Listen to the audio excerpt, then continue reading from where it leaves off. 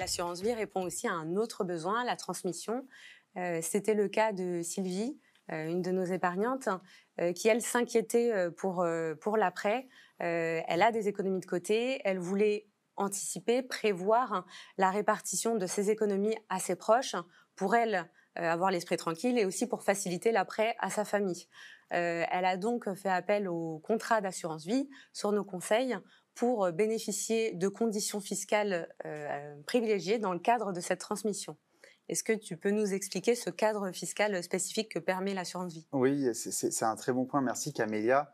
Souvent, quand on parle assurance vie, quand on pense assurance vie, on s'arrête au premier aspect du contrat qu'on vient de parler, c'est-à-dire la partie fiscale, la partie un placement, accumulation voilà. des intérêts dans ce contrat, et on oublie peut-être la chose essentielle. Alors que c'était l'objectif initial. Exactement. Mais avant ça, peut-être que j'aimerais évoquer un point qui peut aussi souvent être une confusion, c'est qu'un contrat d'assurance vie n'est pas une assurance décès. Un contrat d'assurance vie, c'est vraiment un contrat durant la vie du souscripteur, de la vie de l'assuré. On en a déjà un peu parlé, qui va accompagner la vie de l'épargnant. Donc, ça n'est pas une assurance décès, c'est vraiment un contrat. Et ce contrat, donc, il a une deuxième spécificité, c'est la possibilité de désigner les bénéficiaires, les personnes à qui on attribuera l'épargne de votre contrat au moment de votre décès. Et en plus, ce versement, cette désignation de bénéficiaire de l'épargne au moment du décès bénéficie d'un cadre fiscal assez avantageux au niveau des droits de succession. On entend assez souvent qu'en France, les droits de succession sont très élevés, ce qui peut être critiquable ou discutable parce que c'est souvent des revenus qu'on a accumulés sur lesquels on a déjà payé par exemple de l'impôt. Mais l'assurance vie, elle permet de flécher son épargne vers des bénéficiaires à qui on souhaite attribuer son épargne et en plus d'avoir des montants qui peuvent être versés en bénéfice, avec des droits de succession qui sont fortement réduits. Si on verse son épargne avant 70 ans dans un contrat d'assurance vie, chaque bénéficiaire qui se voit attribuer l'épargne ne payera pas de droits tant que cette épargne ne dépasse pas 152 000 €, ce qui est déjà conséquent. Et même après 70 ans, on peut désigner des bénéficiaires et ces bénéficiaires auront à nouveau une partie qui sera exonérée de droits de succession à hauteur d'un peu plus de 30 000 €. Donc c'est relativement important. Il ne faut pas négliger cette partie du contrat d'assurance vie et j'insiste dessus parce que assez souvent c'est oublié au détriment de l'intérêt fiscal.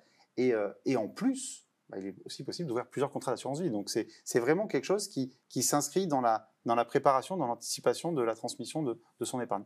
Et donc, même après 70 ans, c'est encore intéressant d'ouvrir un contrat d'assurance vie? Oui, ça reste intéressant pour finalement les deux raisons principales d'un contrat d'assurance vie, c'est l'accumulation des intérêts sans fiscalité au sein de votre contrat et en plus, quand même, une partie des droits de succession qui n'existent pas à hauteur de 30 500 €.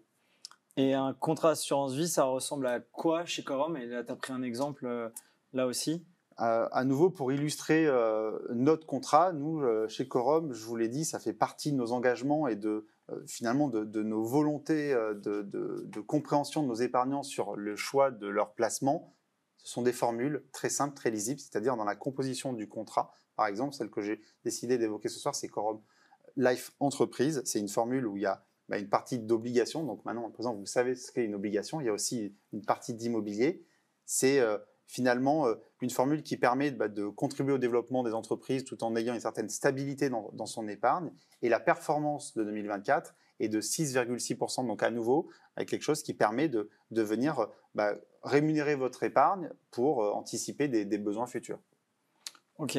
Et donc, cette performance, elle est réinvestie dans le contrat, sans impôt supplémentaire, et elle permet donc comme un effet boule de neige, c'est-à-dire que ton capital grandit d'année en année. Effectivement, et c'est important, et c'est vraiment l'intérêt principal du contrat d'assurance vie, c'est cette accumulation avec cet effet boule de neige sans impôt, le temps qu'on reste dans ce cadre de l'assurance vie.